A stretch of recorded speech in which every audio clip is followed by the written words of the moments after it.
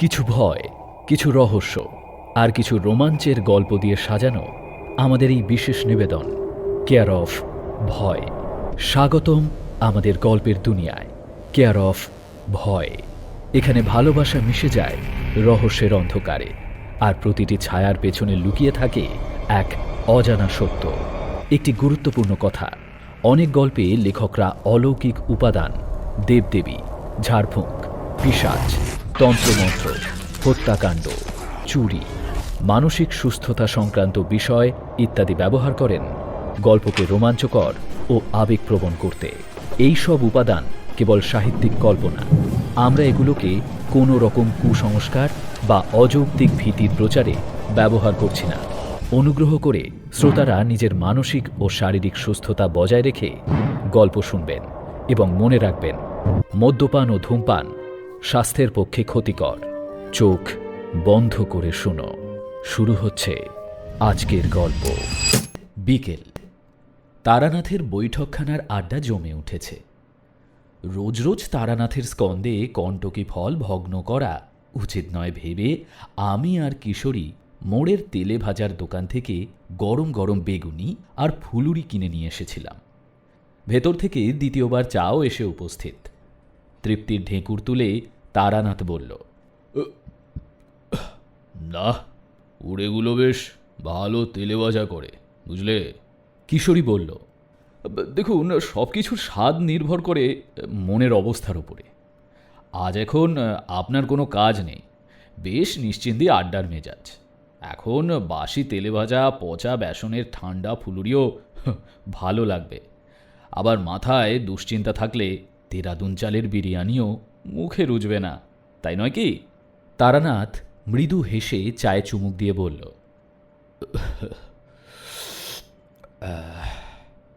কথাটা তোমাদের পক্ষে সত্য হলেও আমার ক্ষেত্রে সম্পূর্ণ খাটে না বোধ হয়। বললাম, কেন? আপনার এ ব্যাপারে বৈশিষ্ট্যটা কি? আছে, তোমাদের নিরাপদ তরঙ্গহীন জীবনে দুশ্চিন্তা এবং দুর্ভাবনা একটা অস্বাভাবিক দুর্ভাবনা, একটা স্বাভাবিক ঘটনা বলেই গণ্য করতাম। রাত্রিরে একটা ভয়ানক কিছু ঘটবে জেনেও দুপুরে ভোজ খেতে বাধেনি।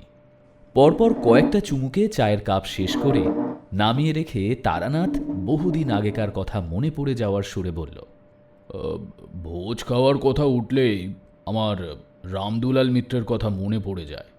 তাদের বাড়ি অতিথি হয়ে কয়েকদিন যা খাওয়া দাওয়া করেছিলাম তেমন সচরাচর কারো ভাগ্যে জোটে না।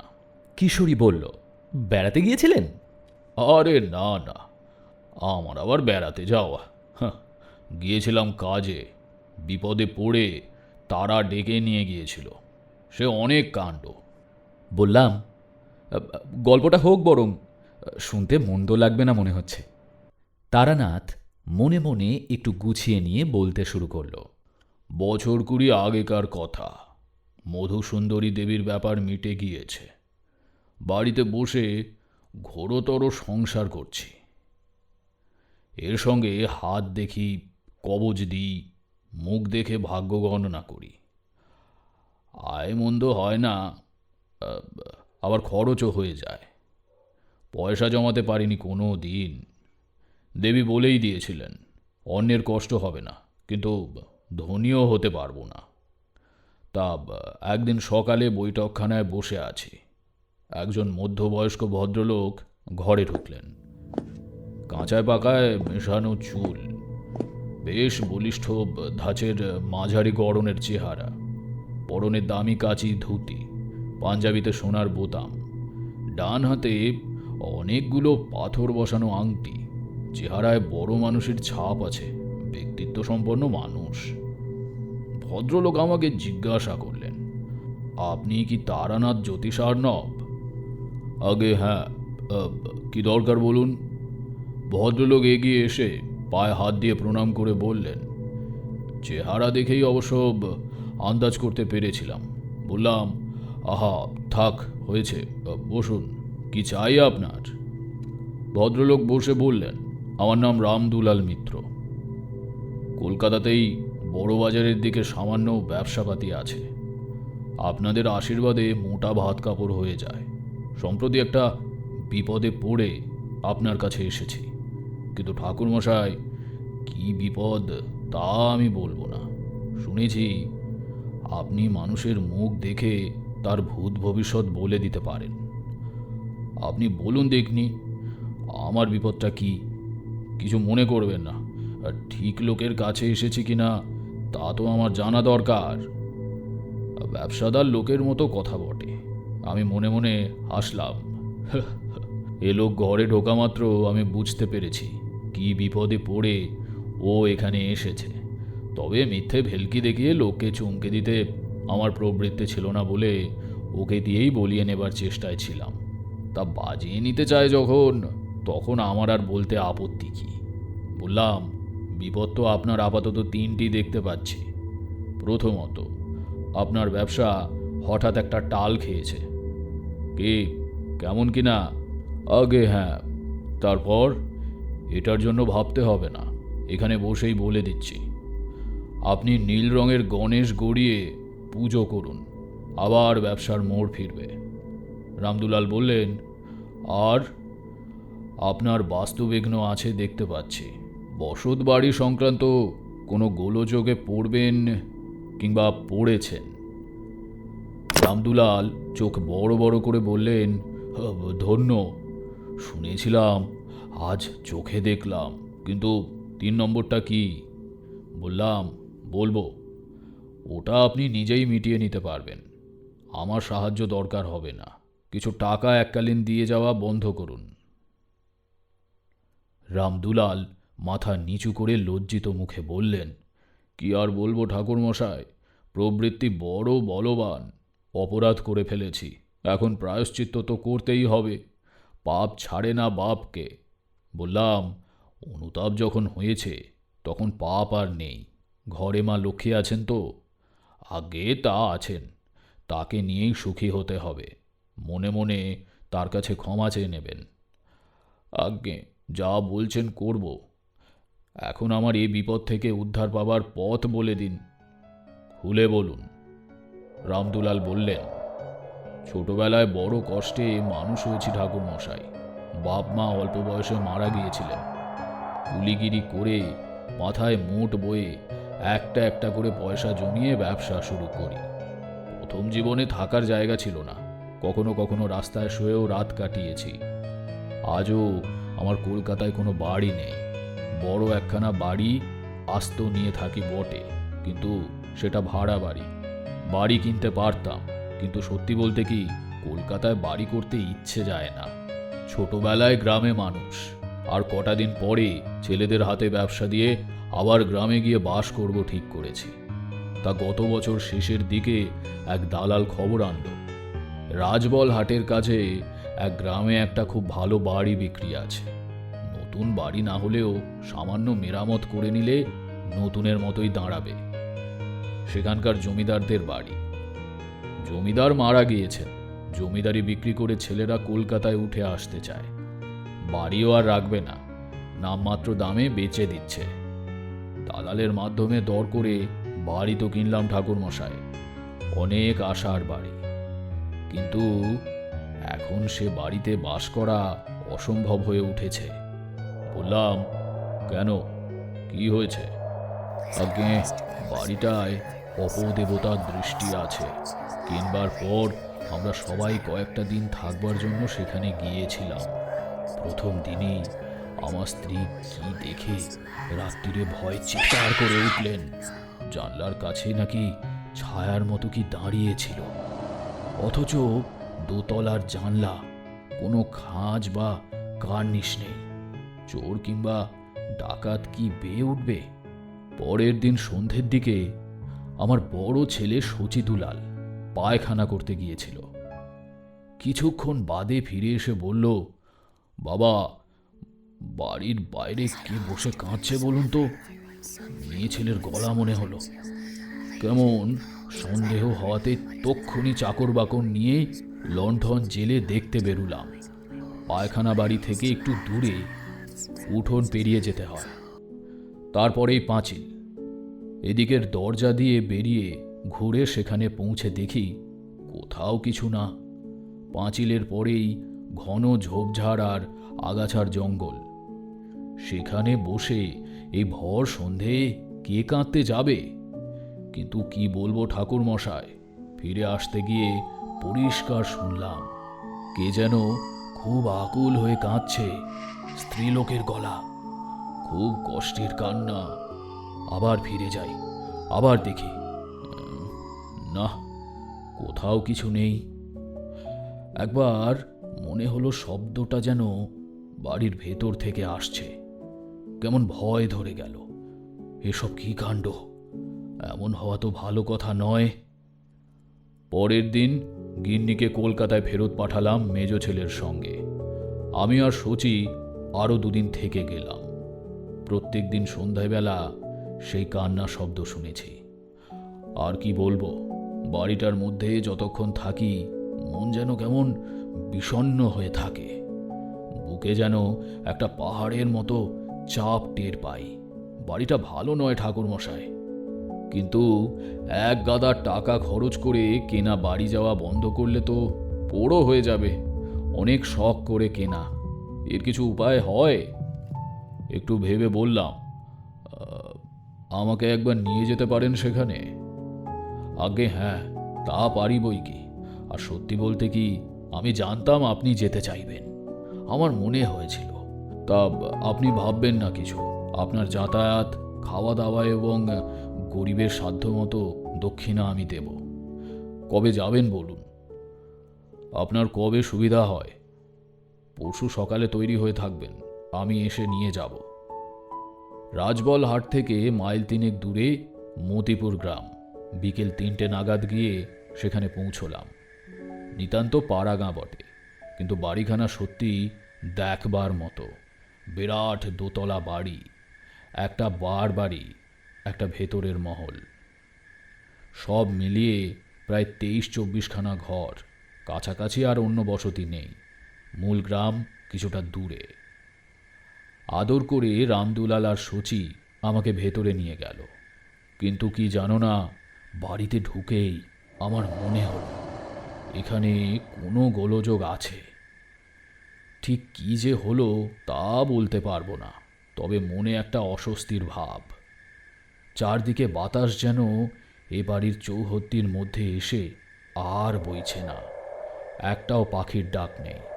গেরস্থর বাড়ি এমন। শ্মশানের মতো হবে কেন? ওই পাখির ডাক না শুনতে পাওয়াটা আমাকে সত্যি ভাবিয়ে তুলল। আমি দেখেছি মানুষের চেয়ে নিম্ন স্তরের প্রাণীরা অশুভ প্রভাব সম্বন্ধে বেশি অনুভূতিপ্রবণ হয়। ভূমিকম্প হবার আগে পোষা পাখি খাঁচার মধ্যে ছটফট করে জানো। মোটের ওপর সেখানে পৌঁছে বুঝতে পারলাম রামদুলাল বাজে কথা বলেনি। যাই হোক, চাকর তক্ষুনি হাত পা ধোবার জল এনে দিল। জামা কাপড় বদলে আমি, রামদুলাল আর শচী বৈঠকখানায় এসে বসলাম। কলকাতা থেকে চাঙারি করে এক গাদা খাবার এনেছিল রামদুলাল। এবার চাকর সেগুলো আমাদের পরিবেশন করে দিল। প্রচুর খাঁটি ঘিয়ে ভাজা লুচি, আলুর দম, বড় বড় জোড়া সন্দেশ, ছানার মুরগি ইত্যাদি। বেশ খিদে পেয়েছিল। এক নিঃশ্বাসে প্রচুর খেয়ে ফেলার পরে যখন একটা হাঁড়ি থেকে রাবড়ি বেরোলো, ভয় পেয়ে গেলাম। না, আর নয়, অনেক হয়েছে। রামদুলাল হাত জোর করে বলল, আগে কি আর এমন আয়োজন? খুঁতকুড়ো বই তো নয়, সামান্য একটু নিন। আপনার কথা ভেবেই আনা। খাওয়া হলে রামদুলাল বলল, একটা কথা বলবো কি? কিছু বুঝতে পারছেন? বাড়িটায় কি সত্যিই কোনো দোষ আছে? আসল কথা না ভেঙে বললাম, এখনই কিছু বলা কঠিন, দেখি আজ রাতটা। সন্ধ্যের অন্ধকার যখন বেশ গাঢ় হয়ে এসেছে, তখনই আমি কান্নার শব্দটা শুনতে পেলাম। আমার সামনে বসেছিল রামদুলাল। দেখলাম তার মুখ নিমেষে রক্তহীন সাদা হয়ে গেল। আমাকে বলল, ওই ওই শুনছেন? সেই শব্দ। বেশি করে বলবার দরকার ছিল না। কোথা থেকে যেন ভেসে আসছে একটা করুণ কান্নার শব্দ। স্ত্রীলোকের কান্নাই বটে, যেন খুব কষ্টে গুমড়ে গুমড়ে কাঁদছে। কোথা থেকে আসছে শব্দটা। একবার মনে হচ্ছে বাইরে থেকে, আবার মনে হচ্ছে খুব বেশি দূরে নয়, কাছাকাছি বসে কাঁদছে কেউ। বাবা! দরজার কাছে শচী দুলাল এসে দাঁড়িয়েছে। বাবা শুনেছেন।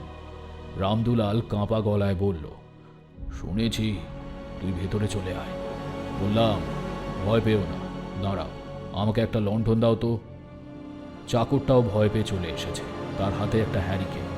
সেটা নিয়ে ঘর থেকে বেরুতে বললাম, তোমরা এখানেই থাকো, ঘর থেকে বেরিও না, আমি একটু দেখে আসি। কিন্তু দেখবোটা কি? লণ্ঠন হাতে সারা বাড়ি তন্ন তন্ন করে খুঁজলাম, আওয়াজের উৎস কোথাও ধরতে পারলাম না। এক এক সময় মনে হচ্ছিল যেন চারদিক থেকেই শব্দটা আসছে। এ কি ব্যাপার? বৈঠকখানায় ফিরে আসবার পথে কান্নাটা থেমে গেল। ঘরে ঢুকে দেখি শচী আর রামদুলাল পাথরের মূর্তির মতো চৌকিতে পা তুলে বসে আছে। ঝড়ে কাক মরলেও কেরামতি ফকিরের হয়, জানে না তো? আমার হলো তাই।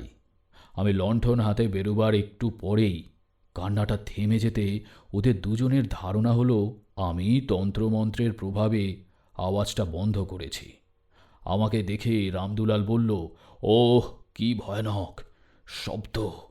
কি করে থামালেন ঠাকুরমশাই? ভাগ্যিস আপনি এসেছিলেন। ব্যাপারটা বুঝে চুপ করে রইলাম। ওদের ভুল ভাঙিয়ে লাভ নেই। আমার ওপরে ভরসা করে যতটুকু সান্ত্বনা পায় পাক না। রাত্রিরে ভেতর বাড়ির বারান্দায় আসন পেতে বসে আবার এক বিপুল আয়োজনের সম্মুখীন হওয়া গেল। পুজোর পরাতের মতো বড় বগি থালায় সরু চড়ুই পাখির নখের মতো চালের ঘি ভাত, ভেড়ার মাংসের কোরমা, রুই মাছের কালিয়া, ৩-৪ রকমের মিষ্টি। বলরাম, করেছ কি? এত কখনো খাওয়া যায়? আর তাও বিকেলে ওই জলযোগের পর? তুলে নাও, এর অর্ধেকও আমি খেতে পারবো না। রামদুলাল বলল, আমার এই চাকরটি বড় ভালো রাঁধে, পাকা হাত। শুধু রান্নার জন্যই ৬০ টাকা দিয়ে ওকে রেখেছি। আপনাকে রেঁধে খাওয়াবে বলে ওকে নিয়ে এলাম। আপনি না খেলে আমরা কষ্ট পাব। এমন কিছু বেশি তো নয়, খেয়ে নিন। খাওয়ার গল্প আর বারবার করব না। এই প্রসঙ্গেই রামদুলালের কথাটা মনে এলো বলে তোমাদের ভোজের বহরটার একটু ইঙ্গিত দিলাম। এক কথায় এরপর দুবেলা এরকম নানা বৈচিত্র্য পদ তৈরি হতে লাগলো আমার জন্য। রাত্রেও শুয়ে ঘুম আসে না, একে চাপ খাওয়া হয়ে গিয়েছে, তার ওপর মনে কেমন একটা অমঙ্গলের ভাব। আমাদের গাঁয়ের সেই সাধুর কথা মনে আছে তো? সে বলেই দিয়েছিল আমার এ ধরনের ক্ষমতা হবে। পরদিন একটা অদ্ভুত ঘটনা ঘটল।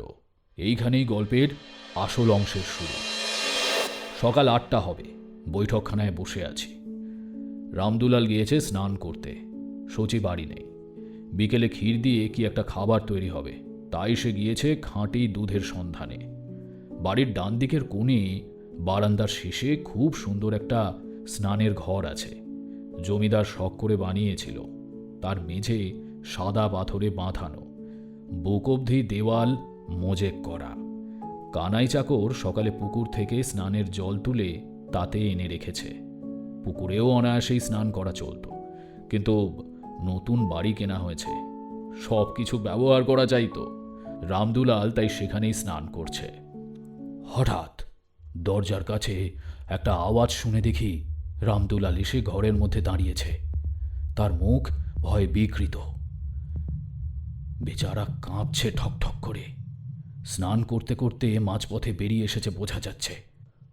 কাপড় ভেজা, গায়ে জল, মোছবার সময় পায়নি। বললাম, কি হয়েছে, ভয় পেলে নাকি? রামদুলাল প্রথমটা কথাই বলতে পারে না। এই সকাল বেলা কি দেখে অত ভয় পেল ও? ধমকে বললাম, কি হয়েছে বলবে কি না? ও বলল, আমার সঙ্গে আসুন। পেছন পেছন গেলাম।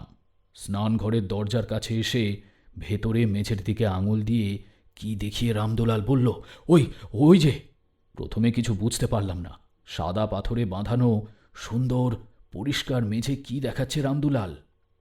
তারপর দেখতে পেলাম জিনিসটা। মেঝের একটা পাথরের টালিতে যেন আবছা একখানা মুখ ফুটে উঠেছে। ঠিক পুরো মুখ নয়, মুখের আদল মাত্র। চেষ্টা করলে বোঝা যায় স্ত্রীলোকের মুখ। কারণ লম্বা চুলের আভাস দেখা যাচ্ছে, কিন্তু সে মুখ সুন্দর নয়, কেমন যেন ভাঙাচোরা অবয়ব, যেন কষ্টে মুখ বিকৃত করে আছে। এ আবার কি? মেঝের পাথরে কে ছবি আঁকলো? কি দিয়ে আঁকলো? রামদুলালকে জিজ্ঞাসা করলাম, এ ছবি এখানে কি করে এলো? আগে তা কি করে বলবো? যখন বাড়ি কিনলে তখন ছিল না? আগে বাড়ি কেনার কথা কি বলছেন? আজ সকালে কানায় জল তুলে রাখছিল, আমি দাঁড়িয়ে তদারক করছিলাম, তখনও ছিল না। এই এখন চান করতে করতে হাত ফসকে সাবানটা পড়ে গেল, তুলতে গিয়ে একেবারে চোখাচোখি। কি হবে ঠাকুর মশাই, বড় শখের বাড়ি। বললাম, আচ্ছা তুমি আগে স্নান শেষ করে নাও, ভয় নেই। আমি এই দরজার কাছে দাঁড়িয়ে রইলাম। ভয়ে ছিটকিনি না দিয়ে কোনো মতে দরজা ভিজিয়ে বাকি স্নানটুকু সেরে বেরোলো রামদুলাল। মানুষ ভয় পেলে কীরকম হয়ে যায় তা আজ দেখলাম। প্রথম দিন রামদুলালকে কত ব্যক্তিত্ববান পুরুষ বলে মনে হয়েছিল, কিন্তু যা ধরা ছোঁয়া যায় না এমন অপ্রাকৃত ঘটনার সম্মুখীন হয়ে সে ব্যক্তিত্ব কখন বাতাসে উড়ে গিয়েছে। বৈঠকখানায় বসে রামদুলাল বলল, এসেই ব্যবসার অবস্থা খারাপ যাচ্ছে। বাজারে অনেক দেনা, এক বেটা মারোয়ারিকে প্রায় 70,000 টাকার মাল সাপ্লাই করেছিলাম, তার দরুন বিল সে কিছুতেই দিচ্ছে না, কেবল আজকাল বলে ঘোরাচ্ছে। মারোয়ারির সঙ্গে কি আমরা পারি? আমারই ভুল হয়েছিল ওখানে মাল দেওয়া। কি করব, লোভে পড়ে গেলাম। এখন যদি বিল না আদায় হয় তাহলে আমার ব্যবসা ডুববে। নালিশ করে টাকা আদায় করতে করতে তো আর ব্যবসা থাকবে না। এদিকে এই চিন্তা, এত টাকা দিয়ে বাড়ি যদি বা কিনলাম, এখন তাতে বাস করতে পারছি না, আমাকে আত্মহত্যা করতে হবে ঠাকুর মশাই। বললাম, আরে দাঁড়াও, এত ব্যস্ত হলে চলবে কেন? ব্যবসায় লাভ ক্ষতি জোয়ার ভাটা আছেই, ভেঙে পড়ার কিছু নেই। আরে বাড়ির কথা বলি, আমার মনে হয় তোমাদের ভয়ের কিছু নেই। ভয়ের কিছু নেই? মনে হয় না। ভেবে দেখো, যে আত্মাই এমন করুক না কেন, তার যদি তোমাদের ক্ষতি করবার ইচ্ছে থাকতো তাহলে সে তো তা অনায়াসেই করতে পারে। এতদিন চুপ করে আছে কেন? রামদুলাল বলল, তাহলে ওই কান্নার শব্দ?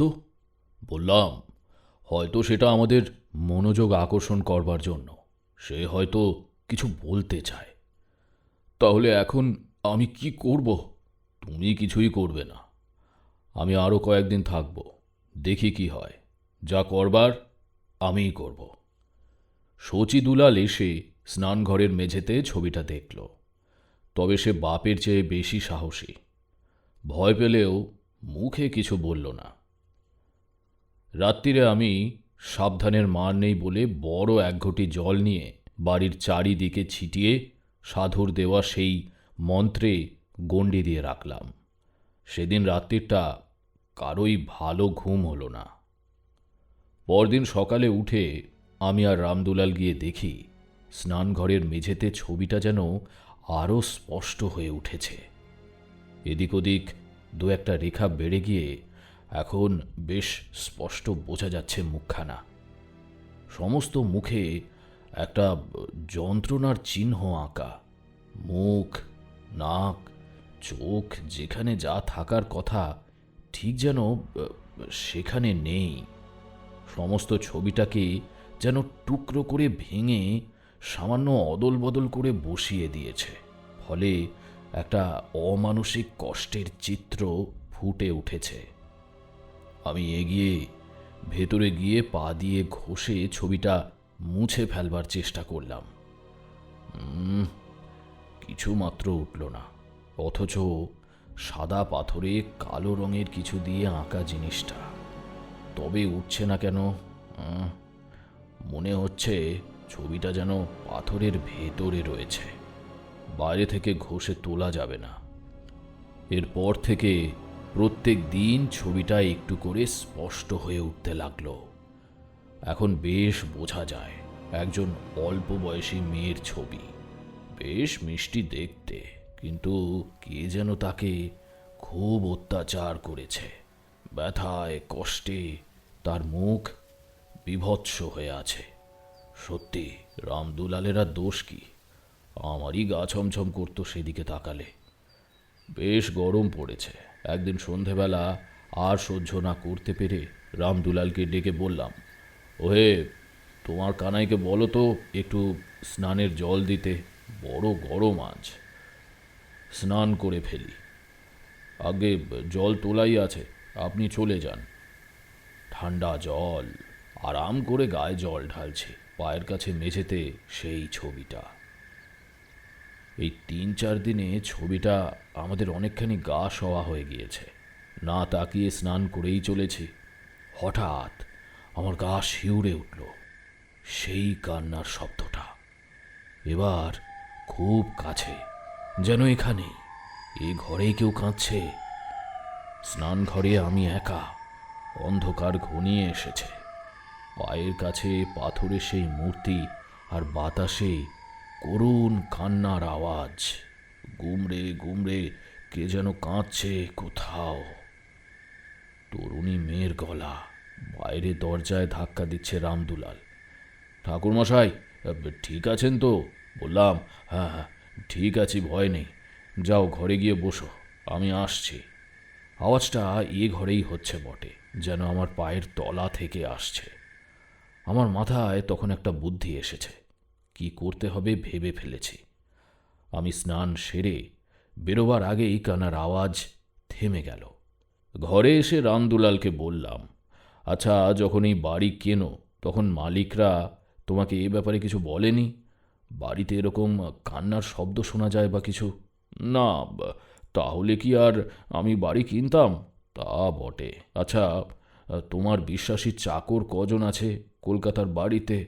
রামদুলাল ভেবে বলল, "আম, জনা দুই হবে। তারা গোপন খবর চেপে রাখতে পারবে? তা পারবে। প্রাণ গেলেও তারা আমাকে বিপদে ফেলবে না। আর কানাই, কানাইও বিশ্বাসী। বললাম, কাল সচিকে কলকাতায় পাঠিয়ে সেই চাকর দুজনকে এখানে আনাও, কাজ আছে। এর পরের ঘটনা সংক্ষিপ্ত। পরের দিন সচি গিয়ে বাড়ি থেকে দুজন বলিষ্ঠ চাকরকে নিয়ে এলো। তাদের নিয়ে স্নান ঘরে গেলাম। রামদুলাল চুপ করে থাকতে জানে, এতক্ষণ কিছু জিজ্ঞাসা করেনি। এবার বলল, কি হবে ঠাকুরমশাই? এখনই দেখতে পাবে এ বাড়িতে শাবল আর কোদাল আছে। তা আছে, আনতে বলো। ৩ জন চাকর শাবলের চার দিয়ে মেঝের কয়েকখানা পাথরের টালি তুলে ফেলতে তলার সুরকি আর মাটির সোলিং বেরিয়ে পড়ল। বললাম, মাটি খোঁড়ো। হাত চারেক মাটি খোঁড়া হতে একজন চাকর হঠাৎ অস্ফুট আর্তনাদ করে হাতের কোদাল ফেলে দিয়ে কাঁপতে লাগল।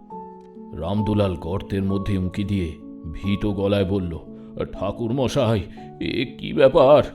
বললাম, কঙ্কাল তো, কোথা থেকে এলো? পরে বলছি, আগে ওটা তুলতে হবে। আজ তো তোলা গেল না, তুলতে যেতে এই হাড়গুলো খসে আলাদা হয়ে যেতে লাগলো। কিছুক্ষণ বাদে মেঝেতে ছোট একটা হাড়ের স্তূপ হয়ে গেল। এতক্ষণ বাদে কিশোরী বলল, তারপর? তারপর আর কি, সেই হাড় বস্তায় করে এনে গঙ্গায় ফেলে দেবার পর ও বাড়িতে আর কোনোদিন কান্নার আওয়াজ শোনা যায়নি। রামদুলাল আমাকে জিজ্ঞাসা করেছিল, কার কঙ্কাল ঠাকুরমশাই? বললাম, এতদিন পরে তার বলা সম্ভব নয়, এদেরই পূর্বপুরুষদের মধ্যে কারো কাণ্ড আর কি। সেকালে জমিদাররা কিরকম অত্যাচারী হতো জানোই তো, কাকে মেরে পুঁতে ফেলেছিল বলা খুব কঠিন। বাড়ির বউ হতে পারে, আবার গাঁয়ের মেয়েও হতে পারে। যেই হোক, তার আত্মা সদ্গতির জন্য কেঁদে আমাদের দৃষ্টি আকর্ষণ করার চেষ্টা করত। গঙ্গায় দেওয়ায় মুক্তি পেয়ে গেল। আর হ্যাঁ, এ বাড়ি যারা তোমাকে বিক্রি করেছিল তাদের ওপর রাগ করো না, তারা খুব সম্ভবত কিছুই জানে না। পূর্বপুরুষ যে অন্যায়টা করেছিল সে গোপনেই করেছে, সাক্ষী দাঁড় করিয়ে কেউ খুন করে না। রামগোপাল বলল, ওরা কান্না শুনতে পেত নিশ্চয়ই, অথচ আমাকে বলেনি, সেটা তো একটা অপরাধ। বললাম, ওরা কান্না শুনতে পেত কি না সে বিষয়ে আমার সন্দেহ আছে। কেন বলুন তো? যাদের পূর্বপুরুষের হাতে মেয়েটি মারা গিয়েছিল তাদের হাতে মেয়েটির আত্মা হয়তো মুক্তি পেতে চায়নি, তাই বাড়ি বিক্রি হবার পর তোমার কাছেই মুক্তি চেয়েছে। যাও, এ বাড়িতে আর ভয় রইল না। বরং একটি আত্মা সদ্গতির অভাবে কষ্ট পাচ্ছিল, তার আশীর্বাদ পেলে। রামদুলাল আমাকে আদর করে বাড়ি পৌঁছে দিয়ে 500টা টাকা দিয়ে প্রণাম করল। আমি আপত্তি করেছিলাম। বাধা দিয়ে সে বলল, আপনি বুদ্ধি না দিলে আমরা কি মেঝে খুঁড়তে যেতাম? এর দিন 10 পরে রামদুলালকে আবার একবার দেখেছিলাম। আমার বাড়িতে এসেছিল 2 ছেলেকে নিয়ে, মুখে হাসি।